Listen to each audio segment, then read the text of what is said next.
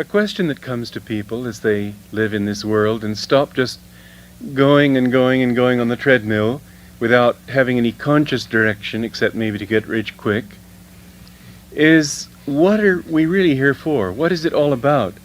What is the purpose of life? The philosophy of this century is that there is no purpose, that the whole thing is one great accident, not even a cosmic joke, because there's no joker. There's no conscious force behind it all. It's merely accidental. But there's something within us that rejects that idea completely, that we feel that at least we can get some kind of sense, some kind of meaning out of it all for ourselves. And so we find everybody, virtually, after having at least risen above this level of just blindly stumbling into any job that comes his way, or blindly running after things without thinking why, you find them consciously pursuing certain goals. Those goals may still be wealth, or fame, or power, or romance, or an island in the sun, or whatever it might be, but they begin pursuing them consciously, deliberately, thinking that here at last is what will give me what I'm looking for. In the stock market, they have an axiom that whatever the majority of people are doing is the stock to, if they're buying, to get out of, if they're selling, to get into. The reason for that being that people tend to be faddish, to do what everybody else does. And if everybody is going after a certain stock, by the time you hear about it and get into it, the chances are so many other people will have already done so that the stock will already have been greatly oversold or overbought. And so the thing to do with this philosophy of investing is to go counter to the trend. There's a lot of wisdom in that. There's a lot of wisdom in taking it a step further and looking at that which is the most popular in the world, the popular thing to seek, not stocks, but life and life goals. Those things which everybody wants are almost certainly those things to stay away from. Not in this case because the market is overbought or oversold. There's not a limited amount of happiness to go around. There may be a limited amount of certain things in the world to go around, but the real things that people are looking for, the happiness that they hope to get from this or that, at least that's not to be doled out in limited quantities. It's there for everybody. Yes, there is to a certain extent something to be said the other way around too, that there is a limited market. There's a limited supply of jobs for streetcar conductors. There's a limited number of people who can be millionaires. There's a limited number of people who can get into the advertising business. In that way, yes, too. But there isn't a limited amount of real wealth. There isn't a limited amount, because we generate that. There isn't a limited amount of possible romance. There isn't a limited amount of many of the things that people court in this world. And yet, what we see, apart from the fact that it's hard to get some things because so many people are after them, what we see from even those things that are free is that the majority of people are not happy. And it's for that reason, primarily, that we have to say that the majority of people are wrong, meaning they haven't got what they're looking for. People start out in life as young men and women with great hopes and ideals, thinking that they're going to remake the world, thinking that they're going to slice off a large piece of the pie for themselves, thinking that they're going to be able to get a beautiful big home, thinking that they're going to go to the top of their profession, whatever it might be. And yet we see gradually over the years that a certain amount of disillusionment sets in. And people, by the time they're 50 or 60, very few of them have radiant faces. Very few of them have light in their eyes. I was talking to somebody just recently on the island of Kauai. She works in an ice cream parlor in one of the better hotels there, and I went there for some ice cream. And it was an interesting conversation because she was saying how many people who come in there come to that hotel and to that island because they are looking forward to a wonderful vacation. Many of them are honeymoon couples. Others come with their families thinking that this may indeed be their one big vacation in years. And she said that there are so few of them who really enjoy it. Most of them seem, at least to her, to be utterly miserable. Honeymoon couples that can't seem to stand the sight of each other, that would just as soon hit each other as kiss each other. They're always sort of nagging and complaining about some little thing. Fathers who are scolding their children for being late because they're going on an outing. And everybody's standing there eating ice cream, which after all is not one of the more misery-inducing foods. And standing there at the counter griping. And she said it's so wonderful to see a few people who aren't that way. We weren't that way, and that's perhaps what made her comment on it. But so many people in this world who have, even after getting the things that they want, find that it isn't what they really wanted, and so they sink into disillusionment. And there are some people who are quite the opposite, who are full of energy and full of joy of living, and there's something that they've got inside themselves that is obviously working for them. I remember my piano teacher when I was a high school student. She seemed incredibly ancient, but I imagine she was probably about 50. And one's view changes as one approaches these marks oneself. And I remember she was full of energy and full of just everything she did was with great enthusiasm and great zeal. And even I remember one time she had a house way on the outskirts of the town, and so several times she was burglarized.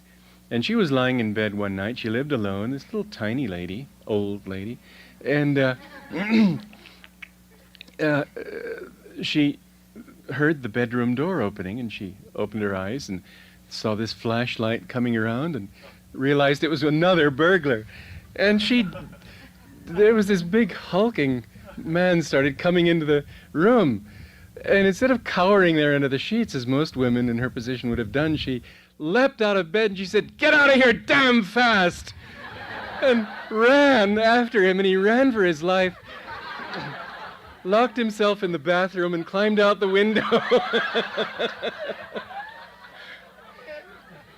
But there was a woman who had understood that the secret of life lay within herself.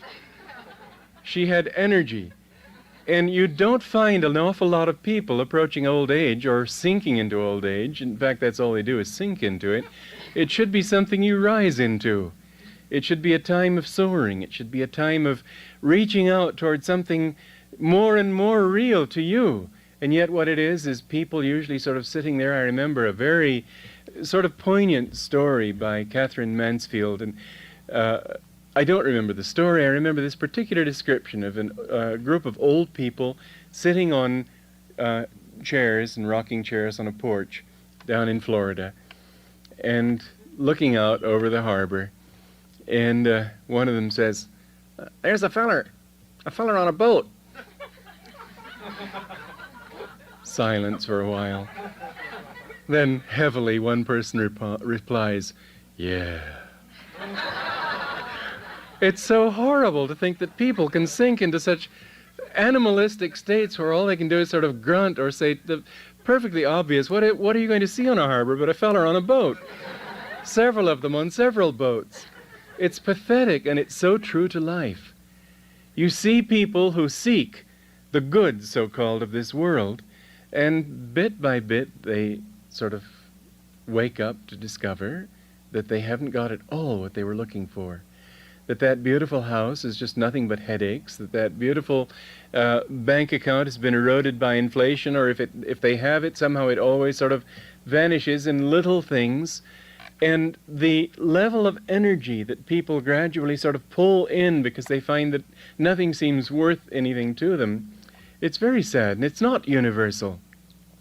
But it really would pay to stop looking at the young people with starry eyes who say, "This is what I'm going to do," and look at the older people with dead eyes and say, "What did they do?" Asha went to a conference of people up in Oregon a few months ago who were interested in starting communities. And she went with a slideshow of Ananda and many things that we, after all, having been here for 17 years, have something that we could share. We've learned a few lessons. We're one of the few communities in the world that have really succeeded. And people who want to start communities would surely do well to start by finding out how we did it and what we did right and also what we did wrong. But no, they were much more interested in talking about the community they were going to start. Different people were putting on their slideshows, and one was showing this piece of land that they hoped to buy if they could just get a few investors to join them. And another one had bought this straggly 10 acres of rolling dust and was talking with great joy about how 9 of us are going to go up there and we're going to start something and it's really going to be beautiful, you know. And all this very low energy. Well, it's all very nice and pleasant to talk to people about their hopes and dreams, but if you want to know what to do in your life, then look at those people who have actually fulfilled a dream or two. And you won't find anybody in the last analysis except one, and that's the interesting thing that I want to emphasize in this series of classes today. Who they are, how they live to get there. There isn't any field except the spiritual where you find unanimity. It's very interesting, even in science. You think, well, science at least is exploring the bedrock of reality. Science is pulling out the real truths, and scientists at least know where it's all at and what it's all about, at least when it comes to knowing how much things weigh. And you find that they don't even seem to know that. They keep changing their minds. Every 10 years, somebody comes along with a new discovery that pokes huge holes in the veil that science has drawn over reality. Excuse me, I'm not sure that's quite fair to the scientists, but it is in a way. They're trying their best, bless their dear hearts, but they can't find reality through the senses. Well, to get back to my point here first, that is that in every field, what is one of the cornerstones of modern science? Surely it's Darwinian evolution. And yet there are serious scientists today who are beginning to say that it's a beautiful theory, but that's all it still is a theory. That they haven't been able to find any real proof of it. They haven't been able to find those missing links between one species and another. It's as if whole species suddenly burst full grown onto the scene. It's as if the world were very different from the way it looks. One of the bases of scientific reality until only a few decades ago was Euclidean geometry. And suddenly they came along and discovered that the universe is really not based on the laws of Euclidean geometry.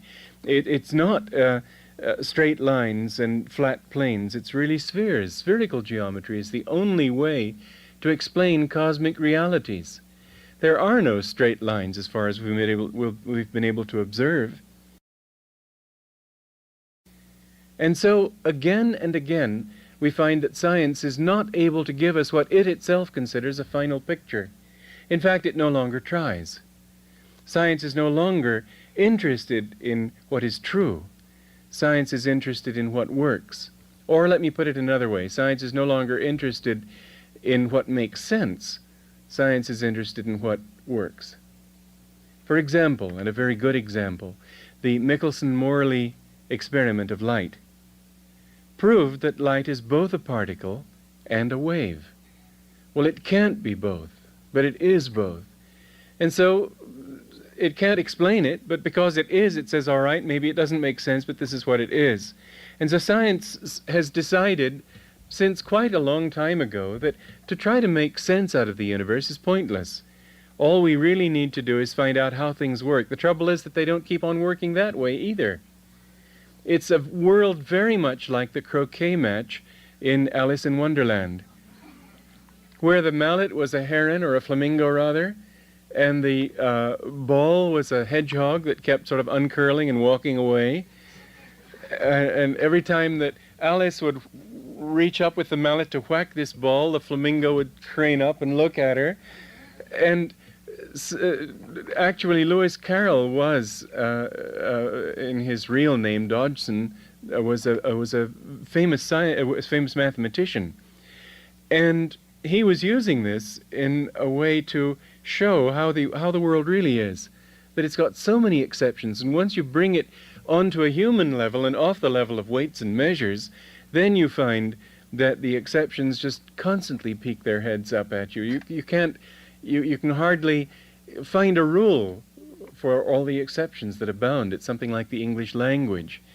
And I think the English language was created in order to have exceptions. But there's no consistency. Obviously, we know a lot more about the way things are now than we did 400 years ago, so I'm exaggerating.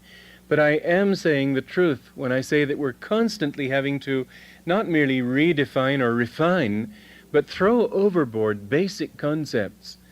And in every other field we find that that's a great deal more so. There isn't any field in which you will find unanimity.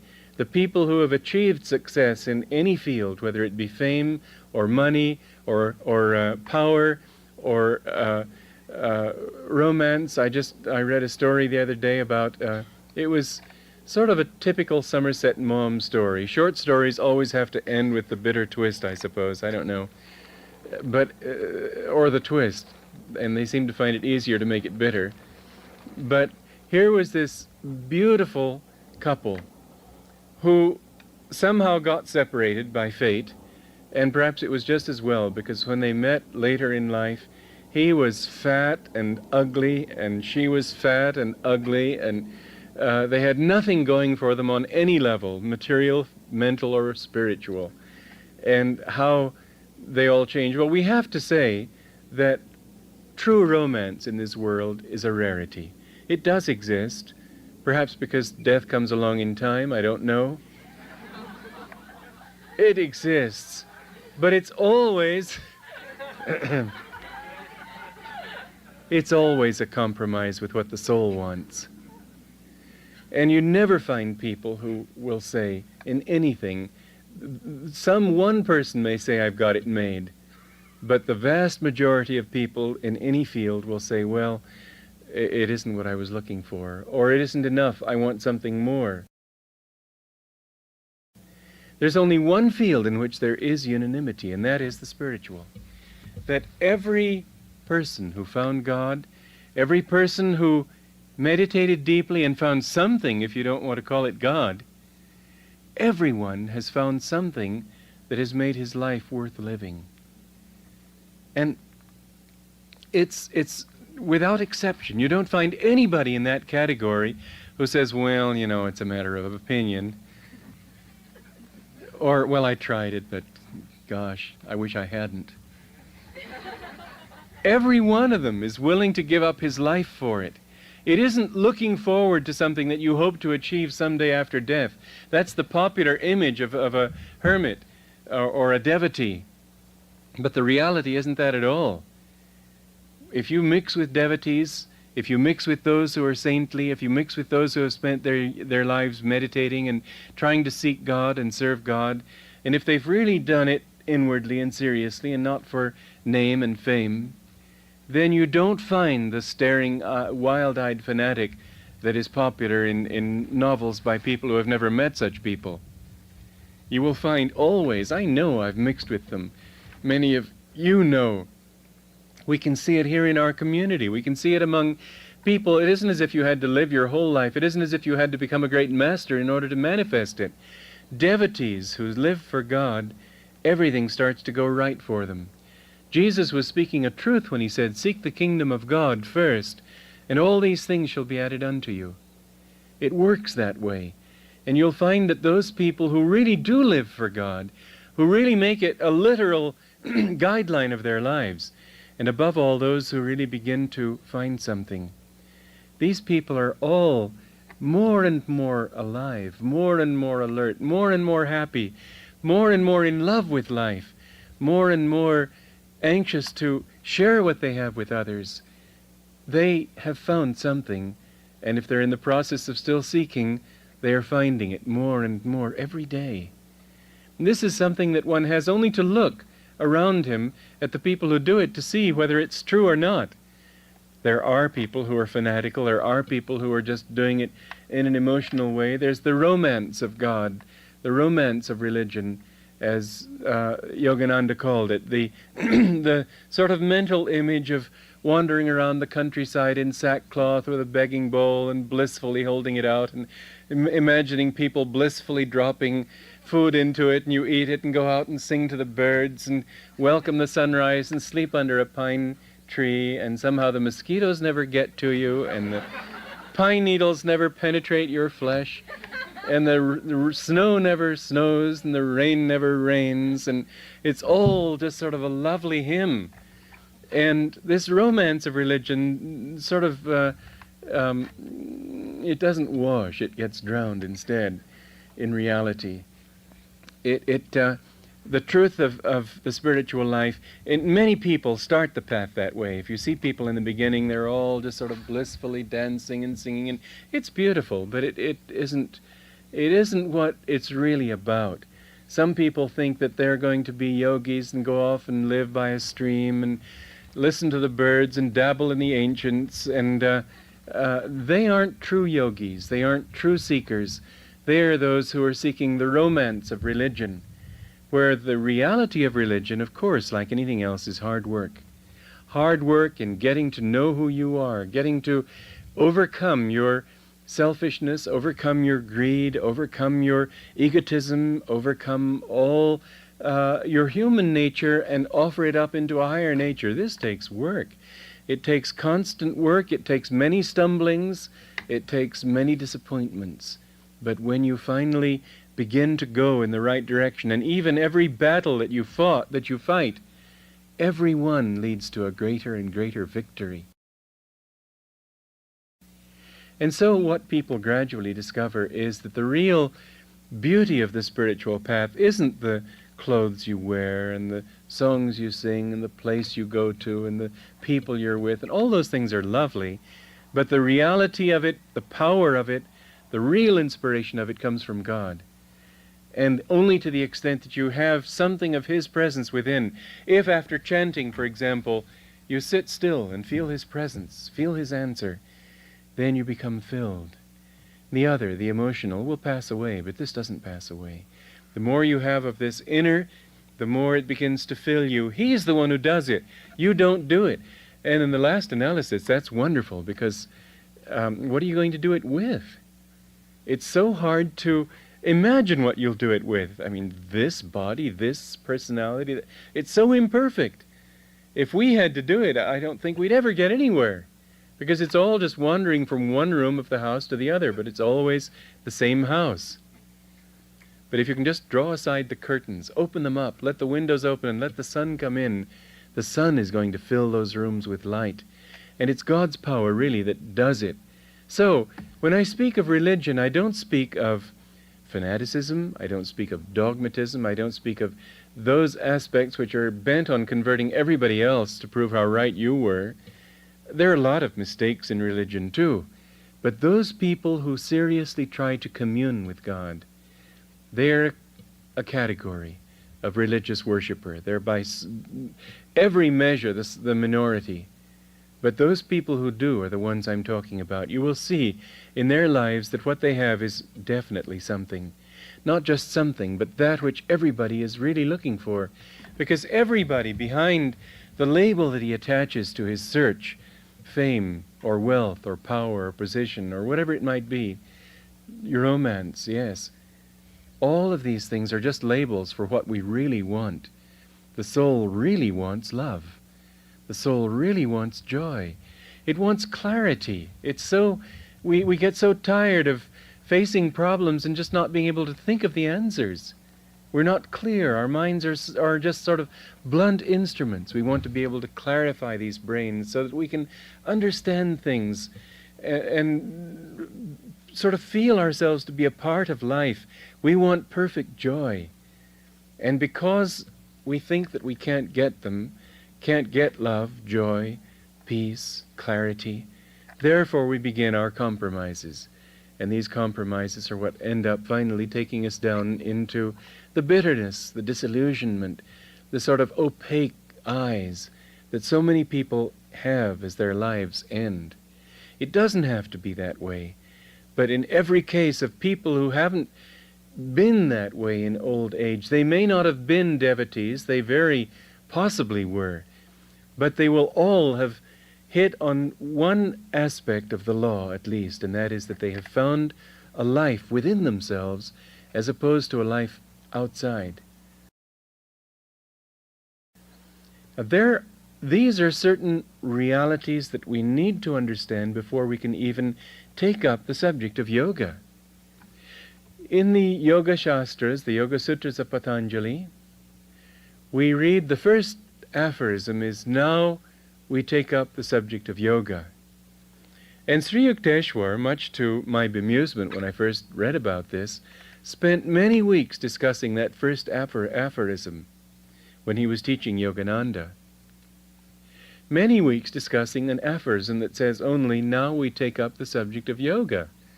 What can you squeeze out of such a dry orange? That's the first thought that comes to mind. And yet, as you examine that word "now," as he did, suddenly you understand what he was talking about. Because you can't, the very word "now" implies that there was something before it. And that you can't really take up the subject of yoga until you understand that which is the basis of it. This is one of the disadvantages that we face in this country when we pick up a book of yoga. We don't have the philosophical basis for it. And so people end up thinking that, well, it's to slim your hips, or it's to overcome a faulty digestion, or people try to become hatha yogis in order to sort of compete with each other. And look, I can put my feet higher in the lotus than you can. And they completely miss the point of what it's all about. If you look in the average book on yoga postures, you'll see that its entire orientation, virtually, is material, is physical. That the whole thing is to show how adept you are at twisting your body into pretzel shapes, and the purpose of it is for material gains, not spiritual gains. Or the presumption is that by material means alone you can achieve spiritual gains. That's just never possible. The body is a vehicle. You get into a car and just turn it loose on the highway without driving it. This happened to an Arab prince. He bought a motorhome, and he was told it had the speed control. And so he was told by the salesman that, oh, well, it just practically drives itself. And he took him literally. He didn't realize that this was just American salesmanship. And so he was out on the freeway and decided he wanted to go back to the fridge for a beer. So he set the automatic pilot and went back and opened the fridge up. And you can imagine the wreck that he had. Well, our lives too, if we allow ourselves to think that a body, for example, if you can just get the body well enough and harmonious enough, then everything spiritual will happen automatically. How's the car going to work without a driver? This mind is the driver. It isn't the car that drives the mind, it's the mind that drives the car. And so the beginning of the spiritual path is not what so many people think when they get onto it. Even in India, they don't have, most of them, the right basis for a true study of yoga. And so they take it up in order to become miracle workers, to develop powers, develop concentration so they can do things that other people can't do. And in fact, they have developed amazing powers, some of them. Somebody told me of going one time with Swami Muktananda out into the jungle. They stopped at a rest house, and there was no electricity, and they had something that they wanted to read. And I forget exactly how the story went, but I think he just held his hand up like this, and this brilliant light came out of the hand, and they were able to read what they had to, what they were trying to read. This kind of power, this was told me by, I've forgotten the details, but the essence of the light that he generated from himself in darkness, this is the essence of the story, and the mechanics of it, whether it came from his hand or whatever, I don't remember, but the Fact is, this was told to me by a reputable businessman whose statement I trust. And he was there personally and saw this. Well, it's possible to develop such power, but that doesn't make you necessarily a saint. That doesn't make you necessarily even spiritual. It may or it may not have something to do with spirituality, but the essence of what I'm saying is that we need to realize what this path of yoga, what it's based on, before we can have success in it. I think that Rasputin, you all know the story of Rasputin. He was an incredible character. He had much healing power. He, when they tried to kill him, they did all kinds of things. A group of noblemen decided that he was an evil influence in the palace, and so they decided that they had to kill him. And they invited him to a party, and they fed him a cake with enough poison in it to kill a horse.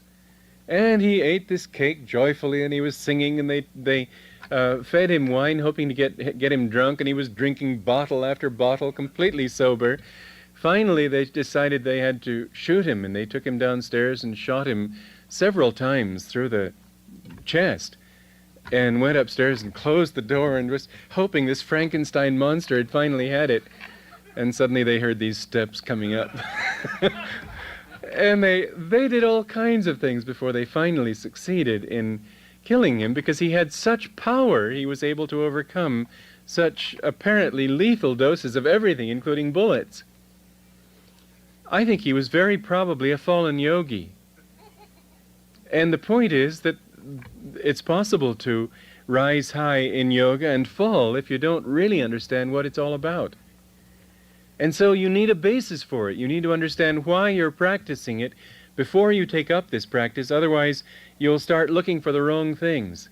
You'll start looking for power. You'll start looking for miracles. You'll start being pleased because so many people are following you and admiring you and so on.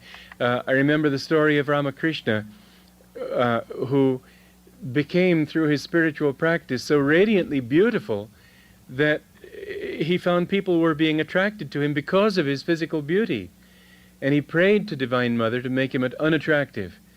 And thus his luster was withdrawn to some extent. But it was an interesting prayer and an interesting fact that as you develop spiritually, you do become beautiful. Even somebody like St. Francis, who was really, according to history at least, rather an ugly boy, ugly man. And yet he was so magnetic that he was beautiful to people. Such light and such joy and such sweetness shone through him that nobody thought of him as ugly. Well, this is one of the things that happens, and people start thinking, oh, how wonderful, everybody loves me, everybody's following me, everybody's agreeing with me, and so on. And so you fall into various side tracks on the path. It's very hard to walk a straight line to God, but even if you stagger, keep walking. And unfortunately, some people stagger and fall. I remember one man had a vision of different disciples of the Guru, of our Guru. He saw the Guru in a blazing light at the end of a race course, and all the disciples were running, and some very few merged into that light, and some fell down and never got up again, and others would fall, and then they'd take a long time getting up, and finally they'd start staggering again, and then they'd start walking, and finally get up the courage to run again. And I said, well, how many fell? And he said, oh, everybody fell. They all fell at one time or another. The thing is that they got up and kept going, and others didn't get up and didn't try to keep going. The important thing is not that you do fail sometimes, you do make mistakes sometimes, but if you keep getting up and keep saying, no, I will not give up until I find Him, then you must in the end. God doesn't count your mistakes. He counts whether you love Him or not. You must in the end succeed. But if you don't know from the very beginning what it's all about, then your chances of finding are reduced to close to zero, because you certainly don't find God by accident. And so the purpose of this groundwork for the teaching of yoga and the understanding of how to live yoga in daily life, how to really incorporate these teachings into everything that you do, this is crucial to the entire subject. When we moved up here, it's interesting how many neighbors came up here over the succeeding years with somewhat similar goals. They wanted an idealistic way of life. They didn't want the materialistic way of just grabbing and becoming rich that people were following in the cities. They wanted to live close to nature. They wanted to live simple lives. They wanted to place human values paramount. They were seeking good things. It's a very strange comment on our history here that we haven't been in tune with each other, Ananda and many of them. I used to wonder, why not? Why, when basically we want the same things, why is it that we can't really talk to each other? And I realized that there's something much more basic that divided us. One was that we weren't living for ourselves. We were trying to live for God. And the other was that they were living for themselves. They were living for a kind of life that they would enjoy. They didn't think, oh, this is for God that we're doing it. They were thinking, I would love a simple life. I would like to live close to nature. I would like to live among people who place these values first. But it was beautiful, but still ego-oriented. And the essence of the spiritual path is the understanding that we have to get out of the ego. We have to get away from this sense of I and mine and realize thou and thine as the bedrock reality of our existence. God brought this world into manifestation out of himself. And there isn't any other reality but God. There isn't any other reality. Everything else is a dream. It looks real. This body that you're wearing looks real. This chair that you're sitting on, I hope, doesn't feel too hard yet. But it all seems so real. The pains that you suffer, the disillusionments, the disappointments, the fulfillments, the raptures, all of the pluses and minuses that go up to make human life seem so very real to us. And yet, when we wake up from this dream, it all seems as if, did it really happen? Even now, look back to things that happened when you were a child. Look back to things that happened when you were young, as an adult, if you're older now. And many of those things that seemed so real then fade into, they're not real anymore in the same way. I remember when I was in high school until the 12th grade, there was in the school that I was in, there was no track team. And so I never had a chance to run. I was a fast runner, and I never had an opportunity to do anything about it. But then I transferred for my senior year to a public high school instead of the private school I'd been going to. And there was a track team there, and I very quickly became one of the main runners there. And I didn't know enough about it because I'd never been on a track team. And so the second meet, the first meet, I think I ran the 100-yard dash in 10:2, which is fast. And the second meet, not knowing enough about it, it was a cold day, and I didn't know that you have to warm up. And in that race, I pulled a ligament. And I came in fourth, I think, but I had torn this ligament, and it took weeks to get back. And I was really anxious to run, at least in our last meet, our big meet. And I worked on it and practiced and warmed it up and did everything I could to heal it. And finally I was able to run against our best runners and run successfully. And so I was expecting to be put on in that last meet. And the coach was one of these men who was playing up to the boys. And because I was a new student in the school and wasn't known, he gave He made up the team of other runners who didn't run as fast as I did. And I remember the intensity of that tragedy to me. I really wept because I had put so much into winning. And I can make a good story out of it and make you feel sorry for me, but the truth is it's all a dream now. It doesn't seem real. I look back and I think, how could I take that so seriously when it just doesn't really matter? It meant so much then, but what means so much to you now also will mean very little to you later in life, and nothing to you after you leave this life. If you remember, you'll look back and you'll say, oh yeah, well that did happen, didn't it? There is a dreamlike quality to things, even while we're living through them. This sort of pinch me, is it real attitude. God is the reality. He brought this whole universe into existence out of himself. And the goal of life is to discover who we really are. We think in ways that are very different from reality. Science has been helping us to understand this bit by bit. It's showing us, for example, that what we hear is only a very small part of the total sound spectrum. Dogs can hear things that we can't hear. And so when you blow a dog whistle, it isn't silent. It's merely that your ears aren't capable of hearing it. A dog would. The things that you see, the colors that you see, there are many more colors than what we can see with these eyes. Reality is very different from what our senses tell it to be. And so similarly, reality is different from the linear concepts that we give to life.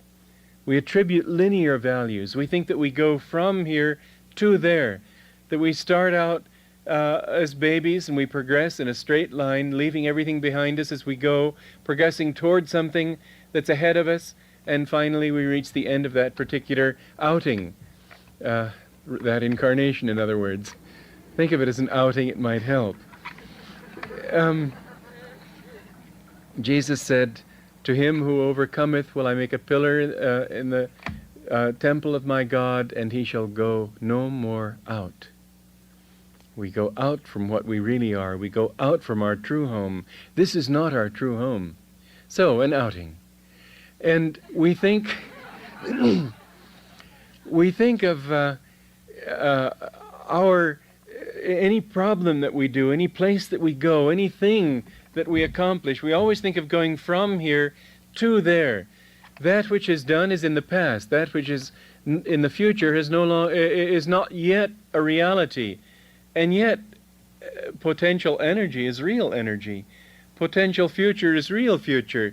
The past, present, and future are much more locked together than most people realize. The future is already a part of our present. We just have to discover that dimension. It's a reality that is very difficult for us to conceptualize because our brains are so accustomed to thinking linearly. But the truth of it all is going to gradually force itself on our minds, even by the progress of science, which is that everything is really center, and everything rotates around that center. We, each one, the universe is center everywhere, circumference nowhere.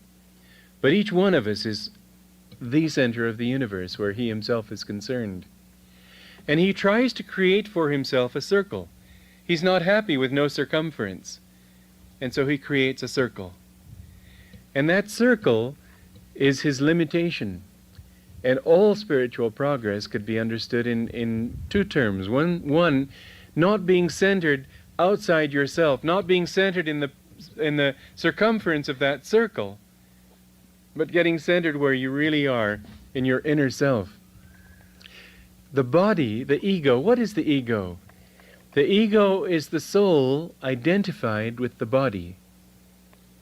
The sense of self without body, the sense of self without this primordial circumference of having this little body to protect and the realities that attach to it.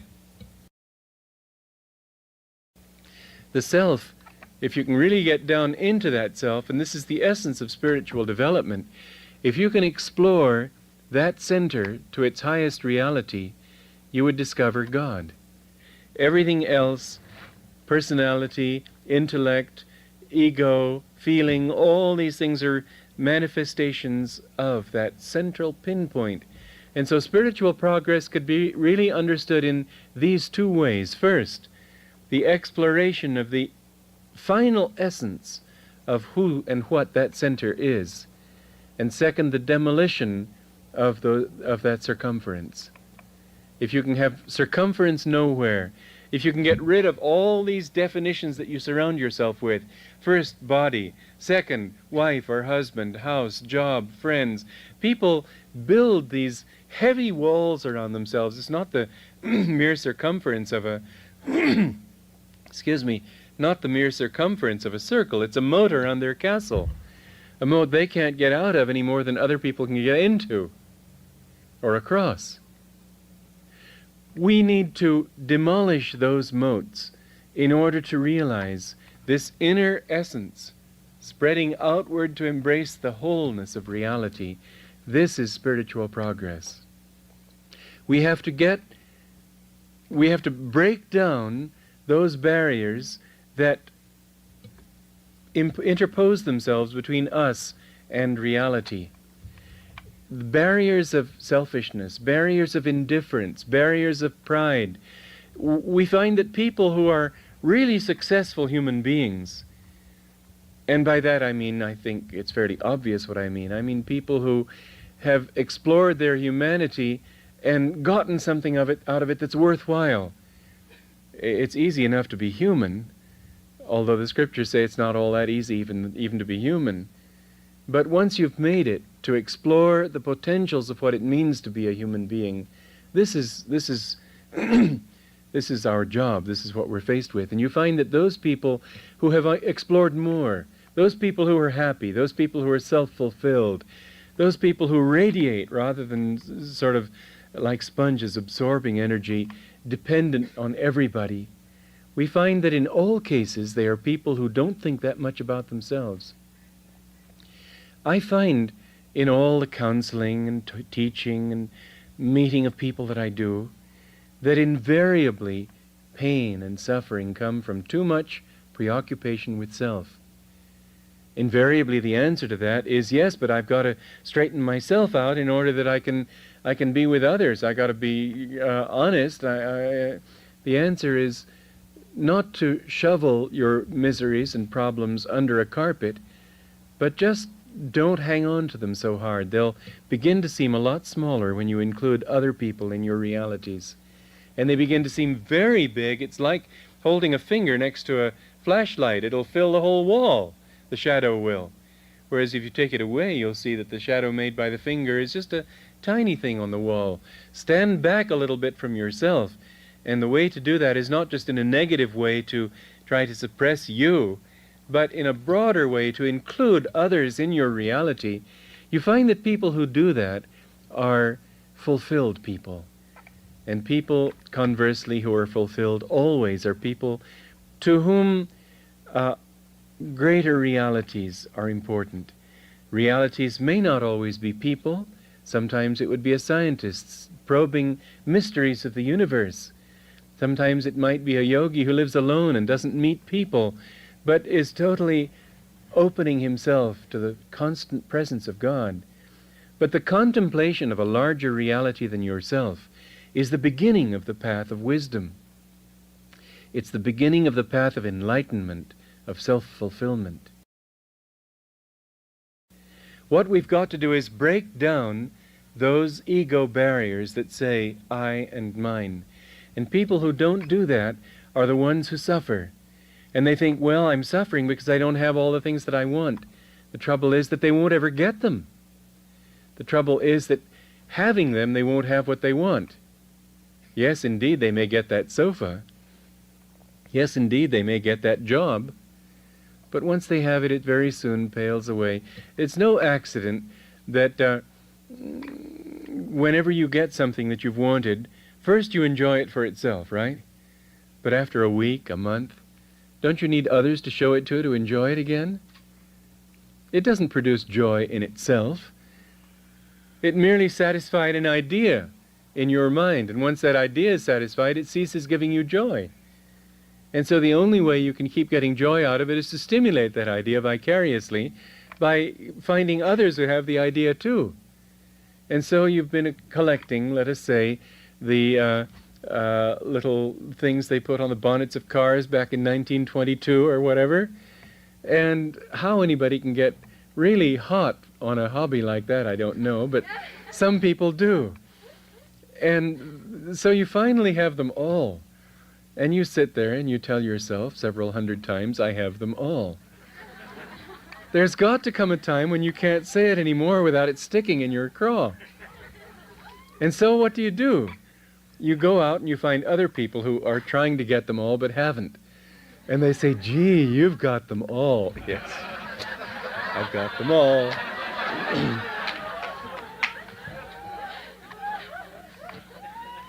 And so people go on deluding themselves. But where is their real happiness in that? It doesn't really come. It's all ideas. I read a very interesting passage in that famous book of Viktor Frankl's The Art of Loving. He said that some of the happiest times in his life were in a German concentration camp when he was able to lie by the stove on a plank when everybody else had gone to bed and eat a stale crust of bread. It was something he got to do so seldom that being able to do this was just wonderful. It's amazing how simple our real needs are if we will learn to live more in ourselves. The secret is to learn to be happy in yourself. That doesn't mean that therefore you should live as Diogenes lived in a tub. It takes more energy in our society today to live that way than to live the way other people live. It takes more energy. You just find that you can flow with people better if you have a few things. But don't make your life centered in those things. Don't be attached to them. It would be a very good practice every night to just mentally review everything that you have, everything that you hope to accomplish, everything that you already have accomplished, and give it back to God. Say, God, if you want to take all this away from me tonight, I'll be happy because I have you. To live in that thought every day, finally it becomes second nature.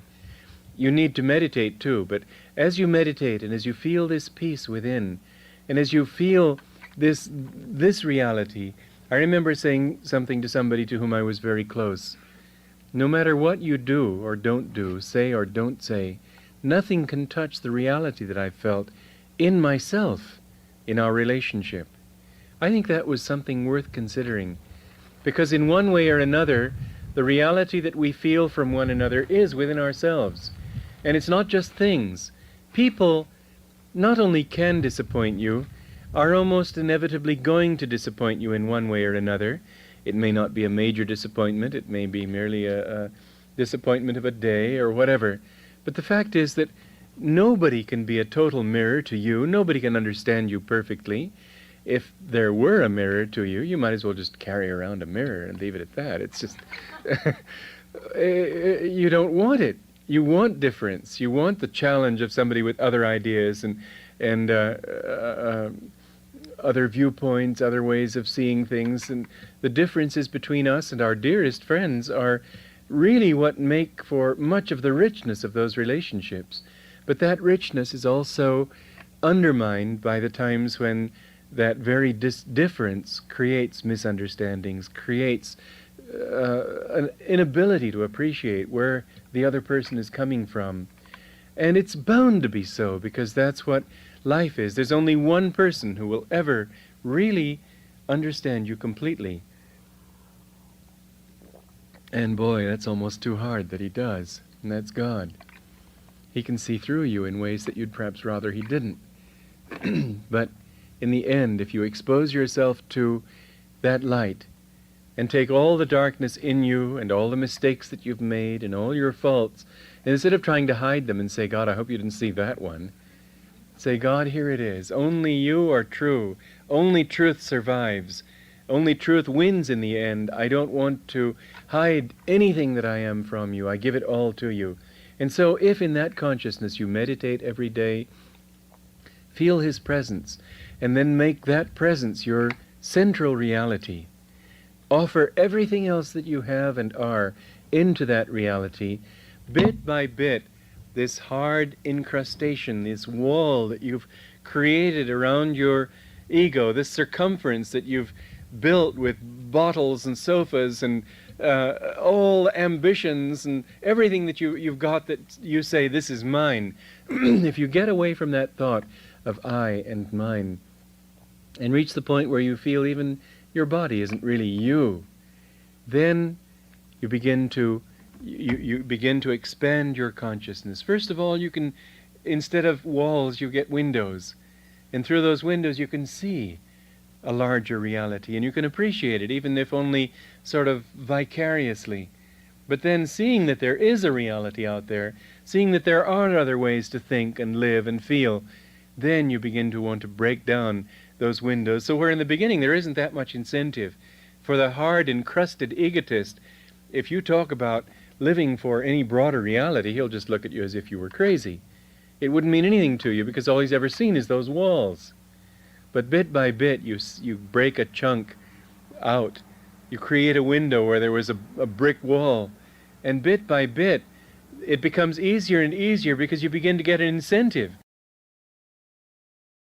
Jesus says that it is more blessed to give than to receive. Well, try playing that in Peoria and see how it'll go over. It won't. People just won't buy it.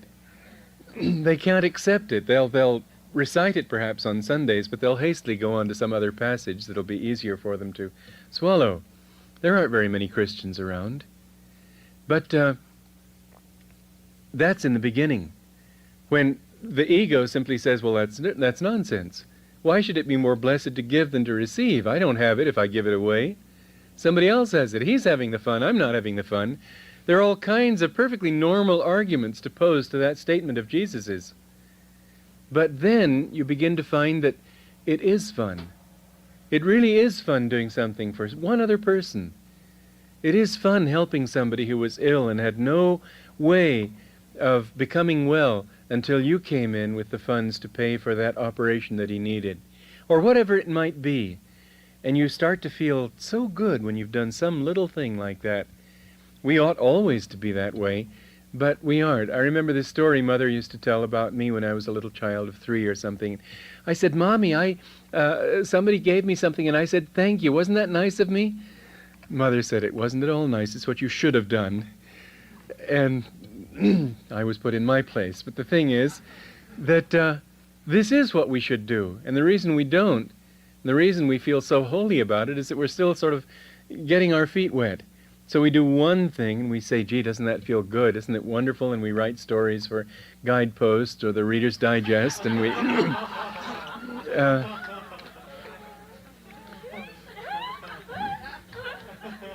then gradually what happens is that we begin to see that in fact it is so. And so why make a big storm about it? Why not simply start to live that way? And then you stop thinking about writing because it's too self-evident.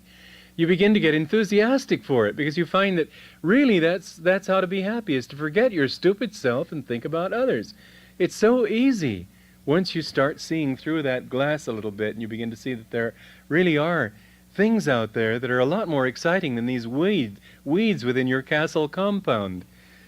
And then you really start taking the hatchet to those walls and to the windows, and you really begin to work. That's why at first the spiritual path is difficult, but it becomes effortlessly liberating, as Yogananda called it, because the farther you go, the more you don't have to feel virtuous about it. You don't have to make this big thing about it. It's no longer a cause for heroism that you gave a piece of candy to a beggar.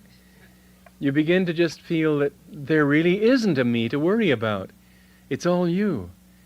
And it's so liberating to have that thought really strongly implanted in your consciousness, because then you begin to see it's all he, it's all he. And the ego doesn't like that thought at first, but the soul does. The ego doesn't like to meditate, but the soul does. The ego wants to take, the soul wants to give. Bit by bit, the balance starts to shift onto the side of the soul. And you begin to live more in superconsciousness. Now, what we want to talk about this week is the art of superconscious living. How to live yoga in daily life is the art of superconscious living. How to bring into our consciousness those higher inspirations, higher realities, higher values. The level on which the vast majority of mankind lives all the time is the conscious or subconscious level. More subconscious than most people are willing to admit, but at least conscious, not superconscious. Leaving aside the subconscious, let's talk about the ordinary conscious level, which I hope that most of my listeners are on when I'm speaking. The conscious level, first of all, the way we reach this level of manifestation is for that infinite spirit to create a sense of differences. The ocean has no waves on it, and then the storm of Maya, the storm of delusion, passes over that ocean. I'm speaking figuratively, of course, but it creates waves of manifestation. The vibrations of movement within the consciousness of spirit are that which begin to manifest the thought forms out of which the universe itself finally takes shape. The causal universe, the astral universe of light and energy, and finally this physical universe of solid matter. And in this physical universe, above all, we find that things have very strongly individual and separate appearances. That tree seems very separate from the ground. The ground seems very separate from your body. Your body seems very separate from the body of the person sitting next to you. And you'd put your two hands together and push, and they don't merge into each other, because the vibrations are so solidified, so distinct, that they don't permit it. They ought to permit it. There is as much space, relatively speaking, in this hand as there is in the stars up there.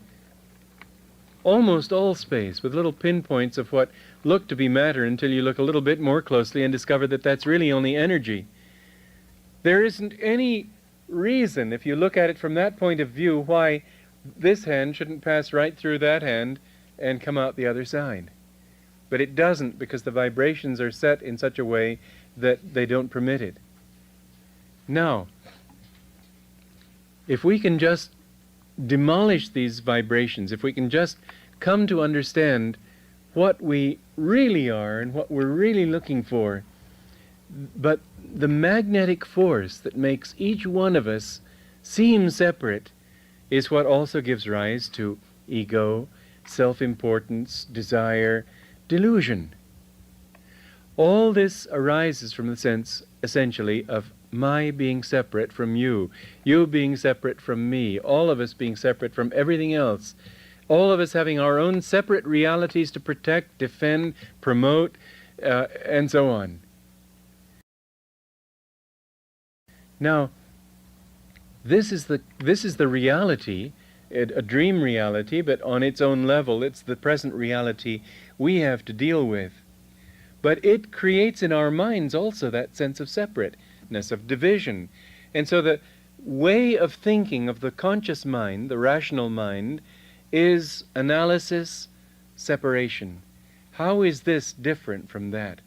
How I wrote the Holy Land Oratorio with the idea of reaching people in the churches, because I knew that if we talk, we would never be able to see eye to eye. Because if you're on a level of theology, if you're on a level of theory, yes, but you see it this way, we see it this way, and there are always differences. But when people feel love, the love that I felt for Christ in the Holy Land and in that music, people in the churches don't ask, well, what do you believe? Because they know. They know what I really believe. They know the love that I feel when they hear that music. They know the love we feel when we sing it. And so the question of rational analysis no longer arises. We don't ask, what church did Bach belong to? It doesn't matter, because he touches our hearts. Music touches the heart. Love touches the heart. Joy touches the heart. Superconscious realities and those aspects of human consciousness that are most in tune with superconsciousness, they touch the heart. They go beyond analysis and separation and seeing differences, and they see unity. The superconscious mind sees unity. The conscious mind sees diversity. Perforce, that's what it's obliged to see. It looks through these eyes, and it sees that, well, you've got blonde hair, and you've got black hair, and you've got red hair, and you're black, and you're white, and you're Indian, and all these different attitudes that make us define people in superficial terms in order, so we think, to understand them. Well, what happens is that every state of consciousness that is impinged upon us begins to create. You see, again, we see the world in ways that it isn't so. I talked of linear development. Okay, linear development means that if I do this, then I accomplish that, and from that I accomplish the other thing. But the reality of it is very, very different, even in this, that what really accounts for your successes and failures in life, for example, is not what you've done, or what other people have done to you or for you. It's the magnetism you put out. You always are at this center of your own circle, which finally becomes no circle at all, but breaks down its circumference. You are the center then of your universe too. It's that you circumscribe that universe and make it seem small, but you're the center of all reality that you'll ever know. As Yogananda said in that very interesting line in Autobiography of a Yogi, when he described cosmic consciousness, and he says, I cognized the center of this empyrean, this vast universal consciousness, cosmic consciousness, as a point of intuitive perception in my own heart. Interesting, isn't it? That the center of the whole universe is wherever you happen to be, whoever you happen to be. Well, we, with whatever thoughts we think, whatever desires we have, whatever kind of consciousness we radiate outward, we generate a kind of magnetism. You have victim consciousness, you'll attract all sorts of people who will victimize you. You have success consciousness, you will attract success. You will attract all sorts of incredible opportunities to succeed. It all starts with what kind of magnetism you are radiating outward, the kind of thought that you live in consciously and with willpower. That generates a kind of energy that in its own turn generates a magnetic force that draws to you knowledge, inspiration, insights, everything. Now, if you have a consciousness of separateness, then you will create that kind of magnetism too. You will generate a magnetism of separateness. Now what happens? You've got two things which finally resolve in one. The resolution is when they become one. The problem is when they are two. When you see separation, you see problems. When you see things different from one another, you don't see the resolution, you don't see the solution, you see problems. People who live on this level rather than the superconscious level have problem consciousness. The conscious mind is problem-oriented. It is not solution-oriented. And that is why people who think their way to solutions, who think that they can rationalize their way to solutions, never come up with solutions. All they come up with is a new partial solution, but it always is tied to something else, which is tied to something else, and it just goes on and on and on. Thus it is, for example, I've often noticed that people who are full of questions and doubts, let's say on the spiritual path, because that's what we see most of, the people who finally solve those doubts are never, but never, the ones who finally sit back and say, now all my questions are answered, and I can get on with the business of meditating. It's always people who say it just isn't worth asking them anymore, because I know what I really want. I know this happened to me. I came onto the path. Gosh, when I first came to Mount Washington and became accepted by this great master and took up the practice of yoga, it was such an earthquake in my life, as I think perhaps none of you, certainly very few of you, went through. 1 week previously, I had never heard the word guru, or yoga, or karma, or any of the things that we take so for granted.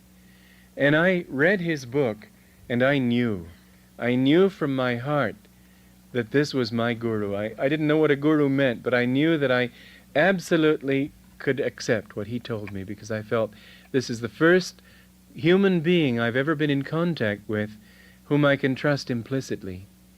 And I became his disciple, and I totally accepted what he said, if he said it, with my heart. But my mind, that was something else. I was used to asking questions. I was used to doubting. I was used to challenging every possible statement that was ever presented to me. I was the kind of student in college who drove his professors batty. I was a total rebel as far as authority went. I remember appearing on the scene in my art course. Every day that I appeared, it was the same story, believe it or not. It was always 15 minutes late. The professor would stop his lecture, come over to the door, usher me personally, arm in arm, to my seat, show me my seat and bow, and I would bow back, and everybody would applaud. It finally reached a level of refinement where when I opened the door, everybody stood up to greet me. But they never shamed me. I continued the same way. I just had a contempt for accepting anything from anyone until I felt it was true myself. And this went all the way down. Fortunately, I got a good mark in that course because the professor had the moral integrity to not look at the names of his students when he graded the exams. Had he looked at my name, he wouldn't have been able to overcome a certain prejudice. But that was the consciousness with which I came to this great guru, not one of a blind acceptance, but one of challenging everything. My heart had accepted, my mind hadn't. And I asked questions. I drove the other disciples absolutely ragged with the questions that I asked, and for every 1,000 I came up with another 1,000. If I can answer questions well now, it's because I've had them all myself. And if I can answer doubts or help people to overcome their doubts, it's because I've had them all myself. But what I found was, finally, that the cure didn't lie in the mind, it lay in what took me to the path in the first place, the heart. It was because my heart knew that I had come. My reason had to put, after all, somebody who doesn't know anything about this finds that on page 8, a master is materializing in a wheat field. It's just a bit much, isn't it? I accept it totally, but then what could I do? What could my mind make of a story like that? I didn't reject it because I didn't know enough to reject it. I certainly didn't accept it. I accepted the author. I trusted him. And this, which I couldn't face, I just put on a shelf and said, I'll face it later. The time came when I had to face these things, but by then my heart had led me, and I found that that's what always happens. That you don't solve your problems by being problem conscious. You don't solve your doubts by being doubt conscious. You don't solve your reasonable dilemmas by being super reasonable. There's another level that works, and that's the superconscious. Again and again, people who have tuned into the superconscious, suddenly they know. Even on practical levels. It isn't that it doesn't apply to a practical level. People who have a practical problem in dealing with people, a practical problem in dealing with their work, I found in writing or teaching or whatever it might be, that if I just go into meditation, or if these people just go into silence and put the mind here, suddenly the answer is given to them. And this happens again and again. We think, for example, that Einstein's discovery of the law of relativity was a triumph of ratiocination, that he reasoned his way to this marvelous conclusion that he was more intelligent than all his peers, and that's how he did it. But it isn't at all how he did it. In fact, interestingly enough, his teachers were saying that they predicted failure for him in life. He was not a good student. Most really great minds have been poor students. Why? Because they don't function on that level. They function from an intuitive level. He didn't get the science, the law of relativity by a rational process of A to B to C to D. What he did was in a flash understand it, and then spend years working it out to where he could help others to understand it. Then he was being reasonable and showing all the steps that lead to this inevitable conclusion. But he didn't take those steps, and nobody ever takes those steps who comes up with a great discovery. He just suddenly knows. The level of intuition, of insight that comes from the superconscious is infallible if it really is from the superconscious, not just sort of a mumble from the subconscious. But if it's really an insight from the superconscious, it's clear and it works. And people in all times have had these. You probably have had some time in your life when that clarity came to you, and you just knew. It could be on any level at all. I remember seeing 3 people together. There was a married couple and another one there. And all of a sudden I knew that that person was going to get involved with that woman, the one who wasn't married. And it seemed impossible. And for a long time it didn't happen. But it did happen in the end. How did I know?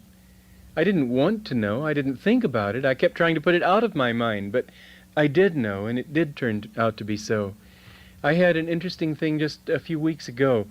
I was concerned about somebody that I felt she needed help in a certain way. And I stood around waiting for her to come out so I could offer this help. And when she came out, no, she didn't seem to feel it at all. And I thought, well, was I wrong? Later that afternoon, she had exactly the problem that I was feeling. She herself wasn't conscious of it yet, but it was there, and it took a little bit more of the same kind of circumstance to bring it out. Well, that's intuition, and you've all had it in one way or another. It could be in problem solving, it could be in your relations with people, it could be in knowing what to do at the right time. Whatever it isn't infallible until you become highly developed, and you can make big mistakes sometimes. Therefore, it's wise always to be a bit cautious in accepting what comes to you. But it does come in that way. There is a level of consciousness that sees things not separate from one another, but as unities, as a unity, that sees everything as a part of the one consciousness of God. In that reality and from that center, you put out the magnetism that draws to you solutions. The superconscious mind is solution-oriented because it's unity-conscious. It sees unity, and therefore it sees how separate things become resolved into one. It becomes solution-conscious of its own nature, and thus it generates the kind of magnetism that draws to it real answers, true answers. Superconscious living is what we want to talk about then this week. Yoga as a way of life is another way of putting it. But how to change a state of consciousness that breeds problems, frustrations, disappointment, bitterness, the normal human lot, how to change that into a life that will breed happiness, clarity, insight, understanding, security, certainty of purpose, and a constantly growing consciousness, a constantly growing happiness. This is surely what it's all about. And anybody who tells you that what it's all about is becoming rich just has to be another kindergarten dropout who doesn't understand. Kindergarten dropout, by that I mean that most people are in kindergarten, or on certain levels of understanding and not willing to face the lessons life is giving them and constantly saying, no, I want it to be this, I want it to be that. So they drop out of even the few lessons that they have offered to them, and instead of taking their disappointments and growing with them, they just sit there and stew and become bitter. But gradually, people who realize that they're in school here, and realize that they're really here for a purpose and start learning, they do all come to this point. How can we come to this point? How can we come to this point which is open to everybody and which works for everybody? We have thousands of years of human experience to back up what we're saying. There isn't an exception to it. We know what we're saying. How do we do it? That's what we're here this week to find out. That's what we're here this week to explore in greater depth if we already know. And ultimately the answer is you. As I often have said to people, I'm not interested in converting you to another path or to any path. I'm interested in converting you to your own higher self. That's what it's really all about. Thank you.